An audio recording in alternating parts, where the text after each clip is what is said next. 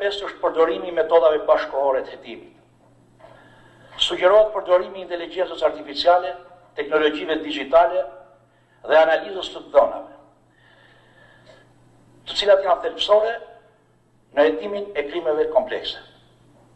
Kërkohet intensifikim i metodave proaktive të hetimit, përfshirë përgjimet, ndjekjet financiare dhe mbikëqyrjen elektronike, si dhe bashkëpunim më i ngushtë me strukturat hetimore të policisë shtetit dhe të policisë gjyqësore. Shtylla e 6 është bashkëpunimi me Ministrinë e Drejtësisë. Ministria e Drejtësisë është e gatshme të bashkëpunojë ngushësisht për hartimin dhe monitorimin e politikave penale, shkëmbimin e statistikave, përmirësimin e ndihmës juridike ndërkombëtare. Synimi ynë është një mekanizëm i përbashkët për analizën dhe ndjekjen e progresit në luftën kundër kriminalitetit. Sa i takon bashkëpunimit me Ministrinë e Drejtësisë, dua të konfirmoj që bashkëpunimi me Ministrisë së Drejtësisë, qoftë me prokurorin e përgjithshëm, qoftë me drejtuesin e prokurisë posaçme, sa i takon ndihmës juridike ndërkombëtare, por edhe përmirësimit dhe shkëmbimit të dhënave statistikore, është në një nivel të kënaqshëm. Fusha e 7 e bashkëpunimit ka të bëjë me bashkëpunimin ndërinstitucional.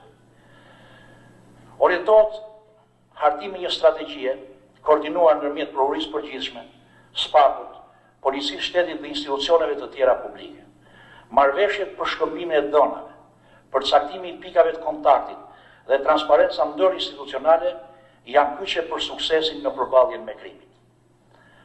Fusha e 8 është bashkëpunimi ndërkombëtar. Pjesëmarrja aktive në strukturat si Eurojust, Europol dhe Impact është thelbësore për trajtimin e krimeve ndërkufitare. Krijimi i skuadrave të përbashkëta hetimore është mjeti më efektiv për ndarjen korreale të provave dhe për të ndjekur penalisht krimin e organizuar. Nuk ka të bëjë me prioritetet në luftën kundër kriminalitetit, por është ajo që ju e thoni në rekomandimet tuaja, nevojë për respektim të mekanizmave ekzistues të kontrollit. Rekomandohet forcim mekanizmash të brendshëm të kontrollit. SPAK tashmë është subjekt i mbikëqyrjes nga KLP, ILD dhe vetë strukturat e tij. Krijimi i strukturave të reja, vlerësimi dhe integriteti pa analizë të mekanizmave ekzistuese rrezikon të sjellë ngarkesë burokratike.